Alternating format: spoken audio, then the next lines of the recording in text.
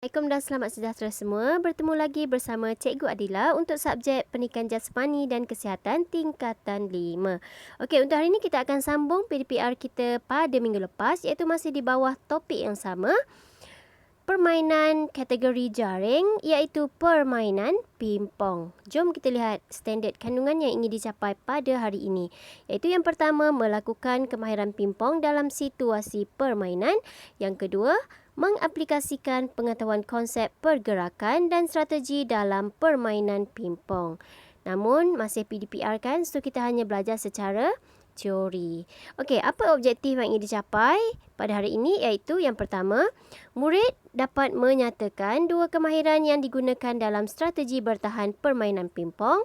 Yang kedua, murid dapat membezakan lakuan dan fungsi kemahiran chop dan blok dalam permainan pimpong. Okey, jom kita lihat apa itu kemahiran bertahan. Okeylah, mari kita lihat apa definisi ataupun maksud strategi bertahan.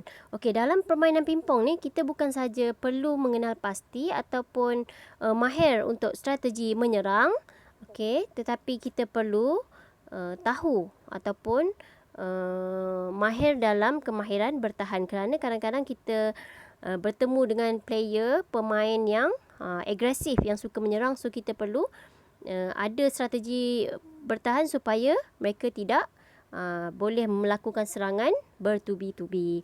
So, apa yang dimaksudkan dengan strategi bertahan? Okey, strategi bertahan merupakan usaha yang dilakukan oleh setiap pemain perseorangan atau beregu bagi mematahkan atau menangkis serangan yang dilakukan oleh pihak lawan. So, jelas kat sini dikatakan fungsinya adalah bagi mematahkan atau menangkis serangan yang dilakukan oleh pihak lawan. So, semasa bertahan, pemain berusaha untuk mengembalikan semula bola ke gelanggang lawan dengan dipelbagaikan serangan sama ada hantaran jauh atau dekat dengan jaring. Okey, terdapat beberapa strategi bertahan dengan menggunakan teknik pukulan dalam permainan pimpong. Antaranya ialah, lihat kat sini pukulan chop pepat, pukulan chop kilas dan pukulan blok. So, dua kemahiran yang kita akan pelajari iaitu pukulan chop dan pukulan blok.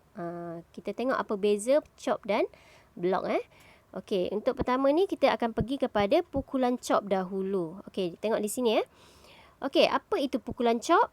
Okey, chop ialah teknik yang memerlukan pemain memukul bola dengan gerakan seperti menebang pohon dengan kapak.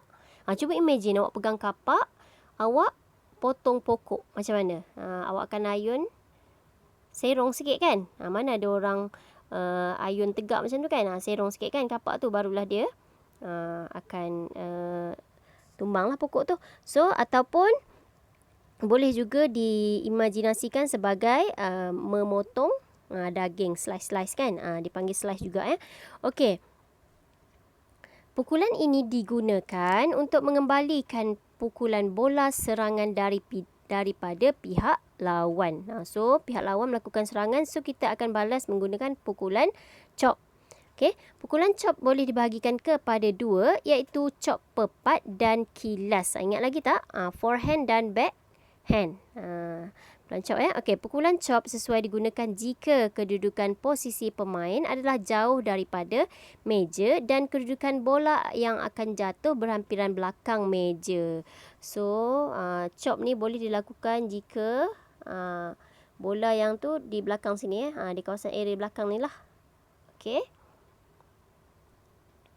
Bukan di sini di bahagian belakang. Okey. Cuba lihat gambaran bawah ini Okey, kalau tak faham tak apa, kita akan terus kepada video bagaimana pukulan chop dilakukan. Kita akan pergi kepada pukulan chop pepat dan pukulan chop kilas ini gambarlah ilustrasi bagaimana chop pepat dilakukan. Cuba tengok gambar belah kiri ni. Nampak ni dia agak serong kan? Okey, cuba tengok gambar ni. Dia punya bat. Bagaimana bat tu dia pegang? Agak serong kan? Okey. Yang ini pula pukulan bagi gambaran, bagi pukulan chop kilas. Okey, untuk lebih lanjut kita tengok video lah. Senang sikit kan kita nak perhatikan. Okey, mari kita lihat forehand chop dahulu ya. Let's have a look at the forehand chop. So this is a stroke that you use when you're pushed away from the table. It's a Jauh dari defensive meja, stroke that you put some backspin on the ball. Okey, lihat. Because you are further away from the table, you do have time to turn yourself more side on to the table. So your stance is more side on. The start position with your bat is up quite high. So get it up at head high, or even at the start, what you can do is touch your right ear. Then you move your bat down and forward and finish at knee high. And again, as a guide to start with, you can even just touch your left knee at the end of the stroke. So our 3 basic points: turn yourself side on, start with your bat up at head high or touching your ear, finish with your bat at knee high or touching your left knee. Okey, lihat permukaan bat dia.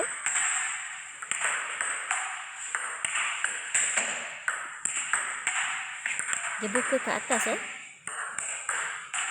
permukaan bat dia ke atas. If the ball's coming faster, the stroke needs to be more vertical. So starting up high and coming straight down.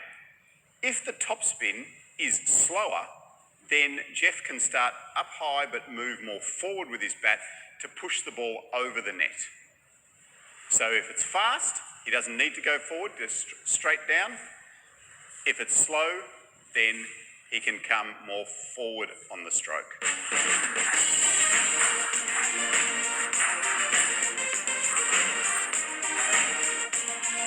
Okay, ini dikatakan forehand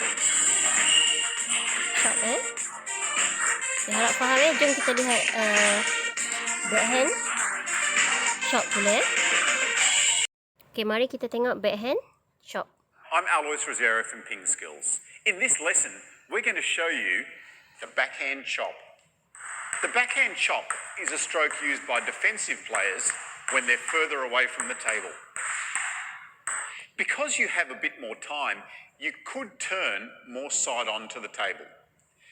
Your start position with your bat is up around your left ear, and your finish position is down near your right knee. So we turn ourselves side on if you've got time.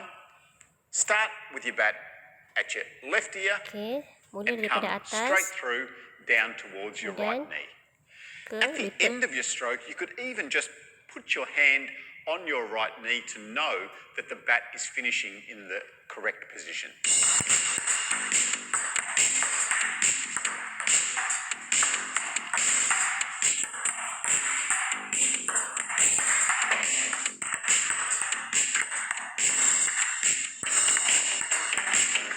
So bila kita ambil chop ni, bola yang kita kembalikan tu takkan tinggi lah ya. So dia tak berpeluang untuk melakukan smash. Kita dah slice dia, kita dah chop dia. Okay. So seterusnya kita akan pergi kepada kemahiran kedua, iaitu kemahiran block Okey, seterusnya kita akan pergi kepada kemahiran kedua dalam serangan dalam bertahan, iaitu pukulan blok. Bagaimana pukulan blok ni dilakukan ya? Okey, kita tengok dahulu. Pukulan blok dilakukan dengan menggunakan teknik memukul bola berhampiran net tanpa putaran. Kita blok je bola tu. Kita tak melakukan spin ya, kita blok saja. So, sebenarnya untuk pertahanan iaitu digunakan saat pemain diserang bertubi-tubi ya. So, kita blok untuk merintangi serangan lanjut. Maksudnya kita tak nak bagi pihak lawan tu melakukan serangan lagi ke atas kita. So, kita akan blok bola tersebut. So, blok ini mengembalikan bola dengan cara menyerap, mengurangi atau memperlahankan tenaga pantulan bola pimpong pihak lawan. So, dekat sini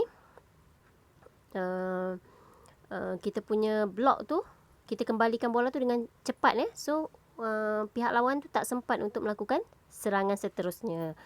Okey, strategi ini sangat berkesan digunakan ketika lawan berada pada posisi jarak tengah atau jarak jauh dari meja. Sebab kita blok bola tu dengan cepat. Bila dia berada di jauh, so dia sukar untuk dia jangkau lah ya. Okey. Cuba tengok ilustrasi pada gambar di bawah ni ya. Okey, tengok nombor 1. Okey. M2 ke M1, kemudian lakukan blok ke kedua ya. Okey, saya akan menggunakan cok pepat dan blok pepat kiri dan kanan. Okey, untuk bertahanlah.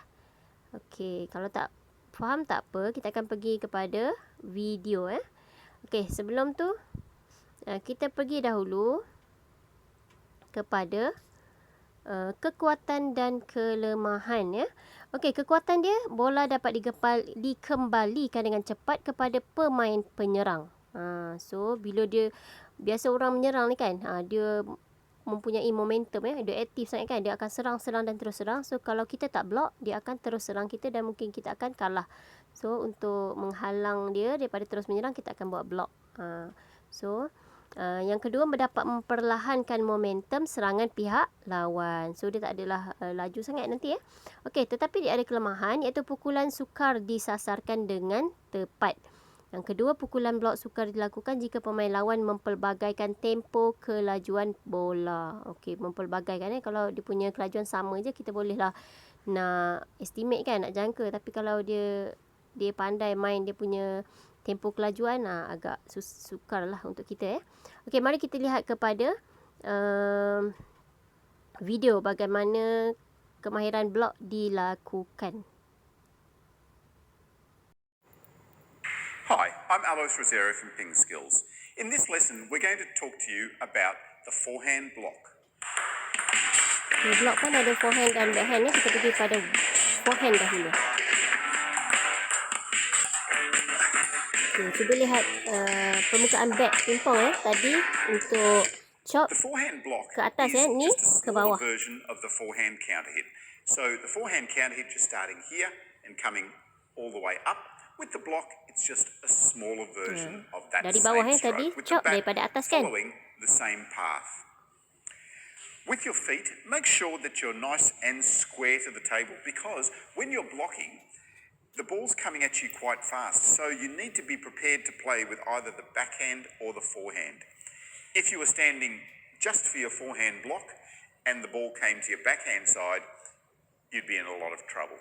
So square yourself up so that you're ready for both sides. Then it's a matter of executing the stroke with a nice small action. Why do we have a small action? Because they're already generating enough speed for you to get that ball back on the table. You don't need a big swing to get the ball Tak onto their side of the perlu table. ayun kuat-kuat lah. And you don't Untuk need a blok lot of saja. a Macam kita swing tahan lah, to kita get tahan ball tu. quite a lot of speed on the ball, because again, they've generated the speed for you. The other thing is that you don't have enough time. So you haven't got time to play a big swing at it and a big backswing, because the ball's coming at you fast. Sebab bola tu terlalu think laju ya. about a nice short swing, and all it Short needs to swing be saja. is just a small forehand counter hit from here to there. Kita tengok daripada bawah ke atas. Berlainan dengan chop tadi ya. Chop tadi daripada atas, linya tu ke lutut kan. Kita tengok permukaan bat ke bawah ataupun menghala ke meja. Berbanding chop tadi, permukaannya ke atas kan. Yang ni dia tertutup. Once you have the basic stroke, then you can start to think about the angle of your bat and how much Okay, ni spin angle, that they're generating with their topspin. So, if they're playing with a lot of topspin on the ball, then you need to cover that ball over. Kita tutup Turn your bat forward supaya so that the ball goes onto the table. If you have a flat open supaya angle bola tu tak and they pergi have tinggi. a lot of topspin, the ball is going to go up really high, and it's either going to go off the end of the table or go up so high that they're going to make a smash on the next Ya, ball. betul. Kita akan tutup bola tu ya, supaya If dia tak there's less tinggi dan spin, then you can pihak lawan open akan angle smash. up. So if there's more spin, you need to cover the angle over. The stroke still remains the same. So a nice small forehand counter hit. Just now, you're adjusting the angle depending on the amount of topspin on the ball. Mari kita lihat lakuan sebenar. Okay. So saya harap awak faham ya. Dah faham kan? Dah tengok kan beza lakuan short dan lock tadi? Okay. Jom kita pergi kepada seterusnya. Okey, mari kita lihat sedikit berkaitan permainan beregu ya. Beregu dalam permainan pingpong. Okey, yang pertama, pemain yang bermain secara beregu perlu mempunyai persefahaman dan kerjasama yang tinggi antara rakan beregu ya. Betul ya. Kalau awak tak ada persefahaman, mungkin akan berlaga dan sebagainya. Tak ada persefahaman. Okey, yang kedua, pemain juga mesti memahami kekuatan dan kelemahan diri serta rakan sepasukan bagi memudahkan perancangan strategi dan teknik yang sesuai untuk menghadapi beregu lawan.